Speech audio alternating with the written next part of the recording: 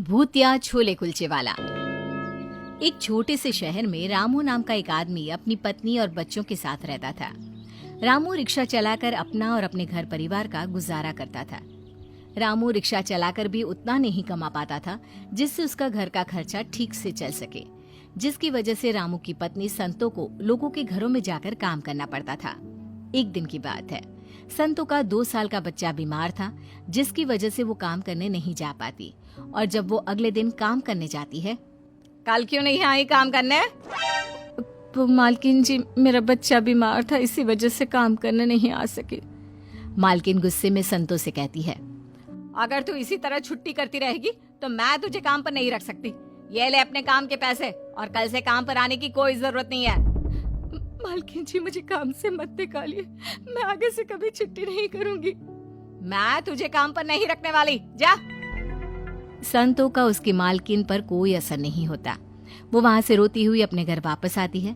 तभी शाम को उसका पति भी रिक्शा चलाकर आ जाता है और संतो के हाथ में कुछ पैसे पकड़ाते हुए कहता है, ये लो संतो, आज बस इतनी ही कमाई हुई है।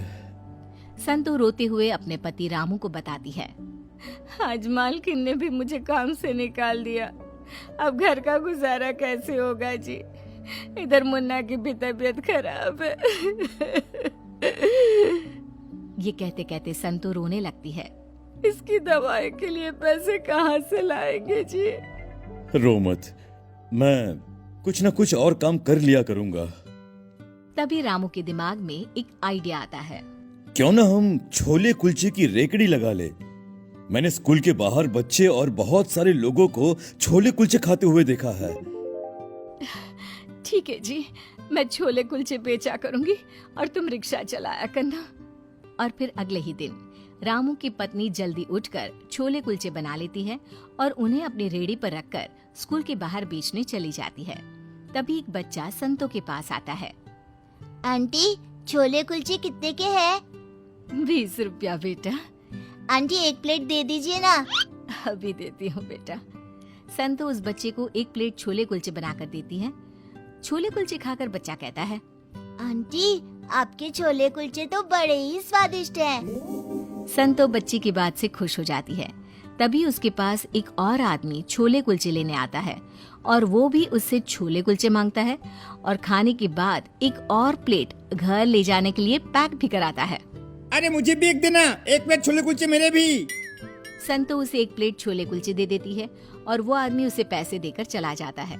ये देख संतो बड़ी खुश होती है। भगवान, ऐसे ही मेरे छोले कुलचे सबको पसंद आते रहे बस। संतो के छोले कुलचे के रेट कम होने की वजह से हर कोई उससे छोले कुलचे लेने लगा था और उसके छोले कुलचों का स्वाद भी बहुत बढ़िया था, जिसकी वजह से हर कोई उसके छोले कुलचे खाने चला आता। इसी तरह धीरे धीरे संतो और रामू के घर की हालत में सुधार होने लगा था। एक दिन की बात थी, रात का समय था।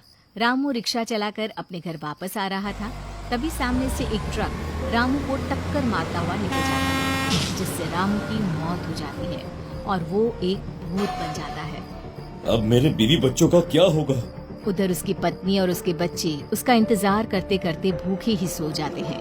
अगले दिन भूत देखता है कि संतो की तबीयत बहुत खराब है, जिसकी वजह से वो छोले कुलचे बेचने नहीं जा पाती। ये देखकर वो बड़ा दुखी हो जाता है। हे भगवान, ये क्या कर दिया तूने? अब मेरे बच्चों का क्या होगा? जैसे तैसे करके घर की थोड़ी सी हालत ठीक हुई थी, अब मेरी पत्नी भी बीमार है। अब मेरे बच्चों का क्या होगा? और अगली सुबह भूत वापस रामू बन जाता है और जैसे ही घर आता है तो संतो उसे देखकर रोने लगती है। तुम कहाँ चले गए थे जी? वो कल रात मैं वहीं सड़क पर रिक्शा में सो गया था, इसलिए मैं घर पर नहीं आ पाया। संतो की तबीयत ज्यादा खराब होने की वजह से वो छोले कुलचे बेचने नहीं जा पाती। भूत संतो से कहता है, तुम चिंता मत करो, जब तक तुम ठीक नहीं हो जाती छोले कुलचे बेचने के लिए मैं चला जाया करूंगा। इस तरह भूत सुबह होने से पहले रामू बन जाता और छोले कुलचे बेचने चला जाता।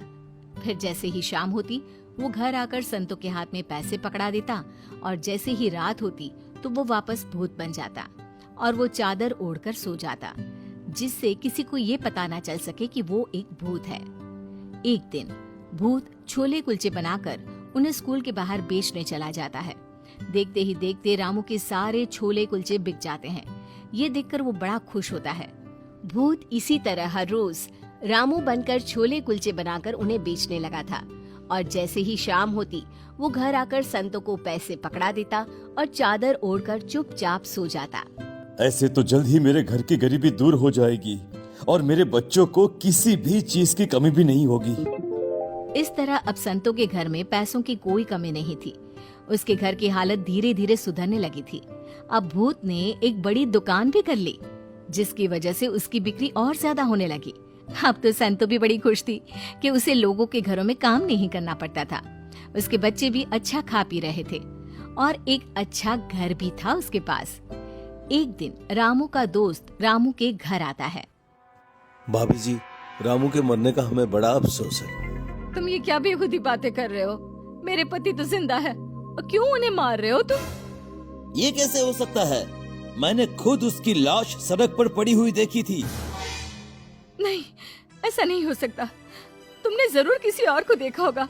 अरे मेरे पति तो छोले कुलचे बेचने गए हैं। तुम्हें जरूर कोई गलतफहमी हुई है भाभी। फिर रामू का दोस्त वहाँ से चला जाता है। संतू उस आदमी की बात सुनकर सोच में पड़ जाती है। तभी कुछ देर बाद शाम होती है और रामू घर आता है।